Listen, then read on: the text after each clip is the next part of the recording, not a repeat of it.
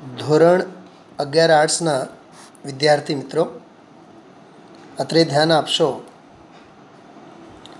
સંસ્કૃત પાઠ્યક્રમમાં સંસ્કૃત સાહિત્યના ઇતિહાસ અંતર્ગત અલંકાર, છંદ પરિચય, ન્યાય પરિચય, સંસ્કૃતના કવિઓ અને એમની કૃતિઓ વગેરે બધો પાછળ વિષય આવે છે. એમાંનો આજે આપણે અલંકાર પરિચય અંગે એક એક કરીને ત્રણેક ભાગમાં પાઠ્યક્રમમાં આવતા 4 અલંકારો અંગે અને અલંકાર પરિચય અંગે થોડીક માહિતી મેળવીએ. આપ સૌ જુઓ છો, સંસ્કૃત ભારતી ચેનલ ઉપરથી આ બધી માહિતી આપ સૌને પૂરી પાડવામાં આવે છે. આપણે આગળ વધીએ. અલંકાર આ પરિચય કે અલંકાર વિષય અંગે આપણે મુખ્ય 4 મુદ્દાઓને ધ્યાનમાં લેવાના છીએ, જેમાં અલંકાર શબ્દનો અર્થ અને પરિભાષા આ પહેલો મુદ્દો છે. બીજો મુદ્દો છે અલંકારના પ્રકાર. પાઠ્યક્રમમાં કે આમ સર્વસામાન્ય રૂપે અલંકારના કેટલા પ્રકારો તે અંગે પણ મુખ્ય મુદ્દો આપણે ધ્યાનમાં લેવો જોઈએ. ત્રીજો પોઈન્ટ છે પાઠ્યક્રમમાં આવતા અલંકાર, જે આપણી પાઠ્યક્રમની મર્યાદામાં જે કોર્સમાં નિશ્ચિત કરેલા અલંકારો છે તે અલંકારો અંગે આપણે માહિતી મેળવવાની રહેશે. ચોથો પોઈન્ટ છે અલંકારોની સમજૂતી. જે પાઠ્યક્રમમાં આવતા અલંકારો છે દરેકના લક્ષણ અને દરેકના ઉદાહરણ અંગે આપણે સામાન્ય સમજૂતી મેળવવાની રહે છે. હવે આપણે આ ABCD આ 4 મુદ્દાઓ અંતર્ગત એક એક કરીને દરેક મુદ્દાઓનો ખુલાસો આપણે આગળ જોતા જઈએ. જો પછીનું સ્લાઇડ આપ સૌની સમક્ષ ઉપસ્થિત છે. પહેલો છે અલંકાર, શબ્દાર્થ અને વ્યાખ્યા. તો અલંકાર શબ્દનો અર્થ શું છે, એની પરિભાષા શું છે, કેવી રીતે શબ્દ બન્યો છે, એને અંગે આપણે થોડીક માહિતી, થોડુંક જ્ઞાન મેળવીએ. અલંકાર શબ્દનો અર્થ. આ શબ્દ તો આપણા માટે બહુ ઓળખીતો શબ્દ છે, જાણીતો શબ્દ છે. વ્યાકરણની દૃષ્ટિએ જુઓ, અલમ વત્તા કૃ. અલમ વત્તા કૃ ધાતુ પરથી. અલમ એક વિશિષ્ટ અવ્યય છે. વિશિષ્ટ શબ્દનો પ્રયોગ, વિશિષ્ટ અવ્યયનો પ્રયોગ વ્યાકરણ ગ્રંથોમાં કરવામાં આવે છે. અલમ અને પછી વત્તા કૃ. કૃ એટલે ટુ ડુ, કરવાના અર્થમાં. એટલે જે આપણને પૂરતું કરે. અલમ એટલે પૂરતું, સફિશિયન્ટ આપણે જેને કહીએ, પૂરતું, પર્યાપ્ત. તો જે કોઈ પણ વસ્તુને પૂરતા પ્રમાણમાં એને શણગારે, એ અલમ વત્તા કૃ ધાતુ પરથી બનેલો અલંકાર શબ્દ ઘરેણાના અર્થમાં વપરાય છે. આપણે ઘરેણાં કહીએ, દાગીણા કહીએ, ઓર્નામેન્ટ્સ કહીએ. જેવી રીતે અલંકાર, સોના ચાંદીની દુકાનોની બહાર ઘણી જગ્યાએ અલંકાર શબ્દનો પ્રયોગ કરેલ હોય. તો બસ એ ઘરેણાના અર્થમાં વપરાતો આ શબ્દ છે. અલમ વત્તા કૃ ધાતુ પરથી બનેલો અલંકાર શબ્દ ઘરેણાના અર્થમાં વપરાય છે. એની એક વિશિષ્ટ પરિભાષા આપણે જોઈએ. સાહિત્યની સુંદરતામાં વધારો કરનારા ગુણધર્મોને અલંકાર કહે છે. સાહિત્યની સુંદરતામાં વધારો કરનારા ગુણધર્મોને અલંકાર કહે છે. હવે આપણે જ્યારે સંસ્કૃત સાહિત્ય વાંચીએ અથવા હિન્દી સાહિત્ય વાંચતા હોઈએ, ઇંગ્લિશ લિટરેચર વાંચતા હોઈએ, દરેકમાં આ અલંકારો તો હોવાના જ, બરાબર. તો સાહિત્યની સુંદરતા, કોઈ પણ સાહિત્ય હોય, કોઈ પણ ભાષાનો સાહિત્ય હોય, તો એની એક બ્યુટી હોય, એની એક સુંદરતા હોય. એ સુંદરતામાં જે ઓર વધારો કરે એવા જે ગુણધર્મો, એવી જે બાબતો, એવા જે તથ્યો, તેમને અલંકાર કહેવામાં આવે છે. જો નીચે સૌથી છેલ્લો એક અગત્યનો વિષય બિંદુ લખેલ છે. જેમ અલંકારો કે આભૂષણોથી, અલંકાર અથવા આભૂષણ એનાથી શરીરના સૌંદર્યમાં વધારો થાય. જેમ કે સ્ત્રીઓ છે જાત જાતના ઘરેણાઓ બરાબર પહેરતા હોય છે, કાનમાં બાલી પહેરતા હોય બરાબર, કેશ લાવણ્ય માટે, કેશની સુંદરતા માટે વાળમાં પણ જાત જાતના બધા ઓર્નામેન્ટ્સ કે શોભા વધારવા માટેના સાધનો વાપરતા હોય, અથવા કાંડે બ્રેસલેટ પહેરતા હોય બરાબર, ગળામાં કોઈ ચેન છે અથવા મંગળસૂત્ર, એ એક અલંકારનો જ ભાગ છે બરાબર. પુરુષોને વધીને ચેન પહેરતા હોય અથવા બેલ્ટ, ઘડિયાળની બેલ્ટ એવી સરસ મજાની હોય, અથવા સ્ત્રી અને પુરુષો બંને પોતપોતાની આંગળીઓમાં સારી એવી સોનાની કે ચાંદીની અથવા ડાયમંડની વીંટી પહેરતા હોય, એ બધા આભૂષણો કે અલંકારો કહેવામાં આવે છે. જેમ કે હાથની આંગળી એમને એમ હોય તો જરી સરખી એની શોભા ન દીપે, પણ જો એ વીંટી પહેરેલી હોય તો સારી લાગે. કહેવાનો અર્થ અલંકારો કે આભૂષણોથી શરીરના સૌંદર્યમાં, અંગે અંગના સૌંદર્યમાં વધારો થાય. આ તો દ્રષ્ટાંત. તેમ અલંકારો, જેને સાહિત્યમાં અલંકાર કહેવામાં આવે, તે સાહિત્યની સુંદરતામાં વધારો કરે છે. જો આમાં સાહિત્યની એટલે કાઉન્સમાં બે શબ્દો લખેલા છે, શબ્દ અને અર્થની. કેમ કે શબ્દ વિના અને અર્થ વિના સાહિત્ય જ શું છે? શબ્દોમાં જ અર્થ છુપાયેલા છે અને અર્થોની અભિવ્યક્તિ શબ્દો વડે થાય. માટે સાહિત્યની સુંદરતામાં અર્થાત શબ્દ અને અર્થની સુંદરતામાં જે વધારો કરે છે તેને અલંકાર કહે છે. તો આમાં આપણે લાક્ષણિક વિશેષતા, શાબ્દિક અર્થની આપણે અત્રે ચર્ચા કરી. એક પોઈન્ટ હજી બાકી છે, જુઓ. અલંકાર એટલે ઘરેણાં કે આભૂષણ કે દાગીના.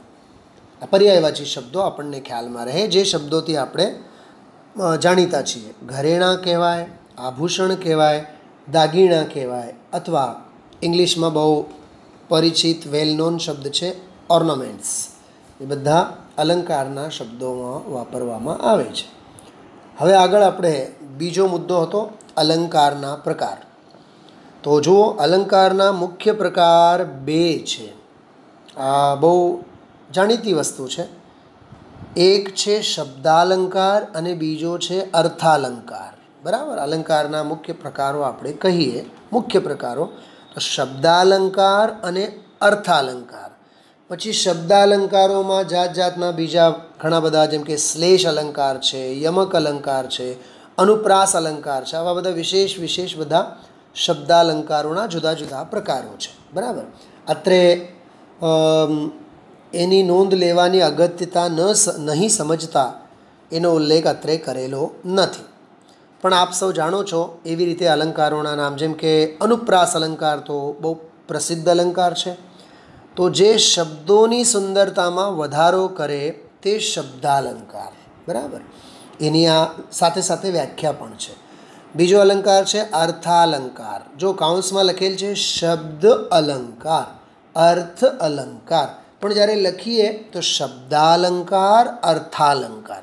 સંધિ છૂટી પાડીને લખીએ તો એમ લખવાનું શબ્દ અલંકાર, અર્થ અલંકાર. તો અર્થાલંકાર કોને કહેવાય? જે અર્થની સુંદરતામાં વધારો કરે છે તે અર્થાલંકાર. જે કેમ કે શબ્દની સુંદરતામાં તો વધારો શબ્દાલંકાર કરે, પણ શબ્દોમાં જે રહેલા વિશેષ અર્થ છે, ભાવ છે, અર્થ ગૌરવ છે, એમાં જે વધારો કરે છે તેમને અર્થાલંકાર કહે છે. અને સાહિત્યમાં ઘણું કરીને અર્થાલંકારનો એક પ્રકારનો સામ્રાજ્ય છે. જેમ કે ઉપમા અલંકાર છે, ઉત્પ્રેક્ષા અલંકાર છે, રૂપક અલંકાર છે, અતિશયોક્તિ અલંકાર છે, વ્યાજસ્તુતિ, આવા સેંકડો અલંકારોના નામ અલંકાર શાસ્ત્રોમાં અને સાહિત્યમાં જોવા મળે છે. એક વિશેષ નોંધ આ પ્રકાર સંબંધી જ આપણે એની પણ સાથે સાથે લઈએ.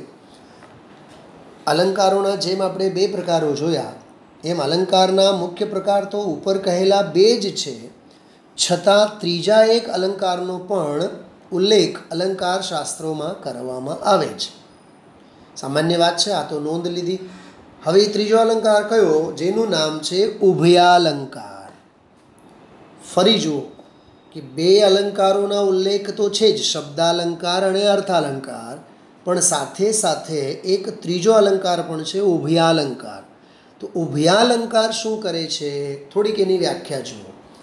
જે સાહિત્યના એટલે શબ્દ તેમજ અર્થ બંનેની સુંદરતામાં વધારો કરે છે. જેમ કે સાહિત્યના અંગ તો જેમ હમણાં આપણે સૂચના આપી જ છે, શબ્દ અને અર્થ, એના સિવાય સાહિત્યની કોઈ સત્તા કે અસ્તિત્વ છે જ નહીં. શબ્દો વડે જ અર્થસભર સાહિત્ય પોતાનું અસ્તિત્વ ધરાવે છે. તો એ સાહિત્યના શબ્દ અને તેમજ અર્થ બંનેની સુંદરતામાં જે વધારો કરે છે, એટલે એમાં વધુ દીપાવે છે, તેને ઉભયાલંકાર કહે છે. એટલે આમ તમે જુઓ તો અલંકારોના કુલ કેટલા પ્રકાર થયા? તો કુલ 3 થયા: શબ્દાલંકાર, અર્થાલંકાર અને ઉભયાલંકાર. બરાબર? પણ મુખ્ય અલંકારો તો શબ્દાલંકાર અને અર્થાલંકાર, એવી રીતે 2 અલંકારો છે. આગળ વધીએ આપણે. હવે જે પાઠ્યક્રમમાં આવતા મુખ્ય અલંકારો, એમના નામ. સૌથી પહેલો અલંકાર છે ઉપમા અલંકાર, બીજો છે ઉત્પ્રેક્ષા અલંકાર, ત્રીજો અલંકાર છે રૂપક અલંકાર અને ચોથો છે અતિશયોક્તિ અલંકાર. આ ચારેય નામ ફરી એકવાર જુઓ: ઉપમા અલંકાર, ઉત્પ્રેક્ષા અલંકાર, રૂપક અલંકાર અને અતિશયોક્તિ અલંકાર. એવી રીતે આપણે પાઠ્યક્રમમાં આવતા 4 અલંકારોના નામ જોયા. બરાબર? હવે આપણે અલંકાર સાહિત્ય કે અલંકાર પરિચય અંગે સમજવા માટે કેટલીક બાબતો હોય છે, થોડીક એની સમજૂતી અને એના અંગેની મુખ્ય બાબતો, પરીક્ષાલક્ષી એક્ઝામમાં કેવી રીતે, પરીક્ષામાં કેવી રીતે પૂછાય છે, થોડીક એની મર્યાદા, એના ક્રાઇટેરિયા અંગે આપણે વાત કરીએ. અલંકારની સમજૂતીના મુખ્ય મુદ્દાઓ છે. 4 મુદ્દાઓ અત્રે નોંધ કરેલ છે. એક છે લક્ષણ, બીજો છે ઉદાહરણ, ત્રીજું છે અન્ય વિશેષતા અને ચોથો મુદ્દો છે પ્રશ્નોત્તર. આ 4 બાબતો ધ્યાનમાં રાખજો. આને લગતા જ પ્રશ્નો પરીક્ષામાં પૂછવામાં આવે છે. સૌથી પહેલો છે લક્ષણ. કોઈ પણ અલંકારનો સંસ્કૃતમાં લક્ષણ અલંકાર સાહિત્યમાં, શાસ્ત્રોમાં આપવામાં આવેલા છે. આપણા પાઠ્યપુસ્તકમાં પણ સંસ્કૃતમાં એમના લક્ષણો લખેલા છે. બરાબર? હવે એ જે સંસ્કૃતમાં જે લક્ષણ આપણે લખીએ, તો એનો ગુજરાતીમાં પણ થોડીક આપણે નોંધ, એનો ભાવાનુવાદ આપણે લખવાનું હોય છે. ત્યારબાદ બીજો મુદ્દો છે ઉદાહરણ. જે તે અલંકારોના સંસ્કૃતમાં આવતા ઉદાહરણો આપણે લખવાના હોય અને એ ઉદાહરણોની પણ સામાન્ય સમજૂતી આપણે ગુજરાતીમાં લખવાની હોય છે. ત્યારે એ પરિપૂર્ણ અલંકારની સમજૂતી થઈ કહેવાય અથવા આપણે પ્રસ્તુત કર્યું કહેવાય. જો કે પરીક્ષામાં તો સંસ્કૃતમાં લક્ષણ માત્ર લખો અને એના 2-3 બધા મુદ્દાઓ લખો ગુજરાતીમાં, અને ઉદાહરણ કેવળ એમનેમ લખો, ભલે ને ઉદાહરણની સમજૂતી ન પણ કરીએ તો ચલાવી લેવામાં આવે છે. પણ આપણે એક પરિપક્વતા સાથે પરિપૂર્ણ નોંધ અને સમજૂતી જો પ્રસ્તુત કરવી હોય તો લક્ષણ સંસ્કૃતમાં લખો, એની ગુજરાતીમાં સમજૂતી આપો, ઉદાહરણ સંસ્કૃતમાં લખો અને ગુજરાતીમાં માતૃભાષામાં એની ટૂંકમાં સમજૂતી પણ આપણે પ્રસ્તુત કરવી જોઈએ. તો આ 2 મુદ્દા થયા. ત્રીજી વાત, અન્ય વિશેષતા. દરેક અલંકારમાં કોઈ ન કોઈ વિશેષતા હોય. જેમ કે પ્રશ્નોત્તરમાં આપણે પરીક્ષામાં આવું પૂછવામાં આવે કે ઉપમા અલંકારમાં શેની અગત્યતા છે? બરાબર? અથવા જ્યાં અભેદ દર્શાવવામાં આવે છે ત્યાં કયો અલંકાર બને? લોકમર્યાદાને વટાવીને ઉલ્લંઘન કરીને જ્યાં વર્ણન કરવામાં આવે ત્યાં કયો અલંકાર થાય? બરાબર?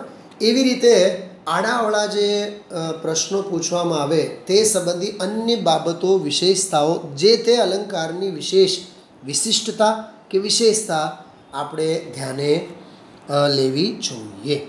બાકી પ્રશ્નોત્તર દરેક અલંકારની વ્યાખ્યા પૂછવામાં આવે, દરેક અલંકારની પરિભાષા પૂછવામાં આવે, દરેક અલંકારના મુખ્ય મુદ્દાઓ અંગે પ્રશ્નો પૂછવામાં આવે અને કોઈ પણ અલંકાર અંગે ઉદાહરણ પૂછવામાં આવે.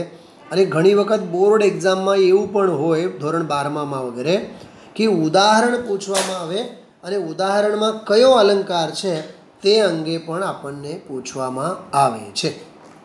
એવી રીતે આપણે અત્યાર સુધી અલંકાર અંગે સામાન્ય પરિચય, અલંકારની વ્યાખ્યા, અલંકારની પરિભાષા તે અંગેની આપણે માહિતી મેળવી અને ત્યારબાદ કયા કયા મુખ્ય મુદ્દાઓ આપણે ધ્યાને લેવા જોઈએ એની વાત કરી અને અલંકારનો શબ્દાર્થ એની વ્યાખ્યા અંગે વાત કરી અને અલંકારના પ્રકારો અંગે થોડીક આપણે નોંધ લીધી અને પ્રકારો સાથે સાથે આપણે જે વિશેષ નોંધ તરીકે જે ઉભયા અલંકાર, ત્રીજા અલંકાર અંગેની વાત કરી અને ત્યારબાદ પાઠ્યક્રમમાં આવતા 4 અલંકારો અંગે સામાન્ય એનો પરિચય આપણે મેળવ્યો. હવે એના પછીના ત્રીજા પાર્ટમાં આપણે એક એક કરીને દરેક અલંકારો અંગે વિશેષ ચર્ચા કરીશું અને માહિતી મેળવશું. ત્યાં સુધી સર્વેને નમસ્કાર.